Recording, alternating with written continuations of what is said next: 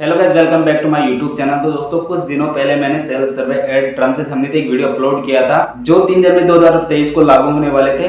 तो उस वीडियो पर काफी लोगों ने मुझे कमेंट किया कि सर इतना तो हम लोग जानते हैं, हमें एक डेडिकेटेड वीडियो बनाकर बताइए कि क्या क्या टर्म्स होने वाले हैं। तो चलिए दोस्तों, आज की इस वीडियो के अंदर हम आप लोग को 3 जनवरी 2023 को लागू होने वाले वो सभी टर्म्स के बारे में थोड़ा डिटेल्स में बता देते हैं। तो चलिए दोस्तों, बिना देरी के वीडियो स्टार्ट कर लेते हैं।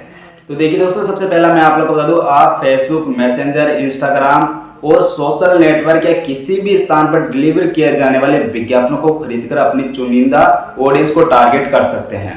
और इसके अलावा दोस्तों, मैं आप लोगों को बता दूं, जब आप किसी प्रकार का विज्ञापन खरीदते हैं तो धारा 5 के अधीन आपके विज्ञापन आपके द्वारा चुने गए दर्शकों तक पहुंचाने का सर्वोत्तम प्रयास किया जाएगा, लेकिन ये गारंटी नहीं दी जाएगी कि आपका विज्ञापन आपके इच्छित लक्ष्य तक पहुंच जाएगा। तो ये भी आप लोग को ध्यान में रखना होगा।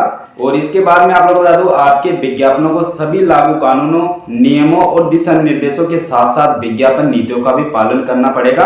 अनुपालन करने के साथ, अगर अनुपालन जैसे ही होगा तो विज्ञापन रद्द करने के साथ साथ आपका खाता भी शामिल कर दिया जाएगा। इसके बाद में आप लोग बता दूं, सेल्फ सर्वे किसी कारण से आपके किसी भी विज्ञापन को अस्वीकार्य हटा सकती है और आपके विज्ञापनों के आकार, स्थान और स्थिति का निर्धारण सिर्फ और सिर्फ सेल्फ सर्वे सर्विस ही करेगी। आपके विज्ञापन को वितरण का समय उपलब्धता के अधीन ही होता है, तो आप लोग इसमें कुछ नहीं कर सकते। आपके विज्ञापनों पर क्लिक कैसे उत्पन्न होते हैं यह नियंत्रित नहीं किया जा सकता, इसलिए अमान्य क्लिक गतिविधि के लिए जिम्मेदार नहीं होंगे। तो ये भी आप लोग को ध्यान में रखना पड़ेगा। इसके अलावा यदि आप किसी और की ओर से विज्ञापन दे रहे हैं तो आपके पास उन विज्ञापनों को रखने की अनुमति होनी चाहिए। इसके अलावा मैं आप लोग को बता दूं, अनुमति के बिना कोई फ्रेश विज्ञप्ति जारी नहीं कर सकते हैं। मेटा उत्पादों के साथ अपने संबंधों के बारे में सार्वजनिक बयान नहीं दे सकते हैं। समय समय पर इन सभी स्वसेवा विज्ञापन शर्तों को बदल सकते हैं, अपडेट कर सकते हैं और स्वसेवा विज्ञापन इंटरफेस का आपके द्वारा निरंतर उपयोग ही परिवर्तनों की स्वीकृति होती है। तो यह भी आप लोग को ध्यान में रखना पड़ेगा। जब आपका उद्देश्य पूरा कर लेंगे तब विज्ञापन देने का लाइसेंस भी समाप्त हो जाएगा। एक बार प्रदर्शित होने के बाद विज्ञापन सार्वजनिक जानकारी होते हैं। लक्षित दर्शकों के बाहर विज्ञापनों को फिर से साझा या एक्सेस किया जा सकता है। तो ये भी आप लोग को ध्यान में रखना पड़ेगा।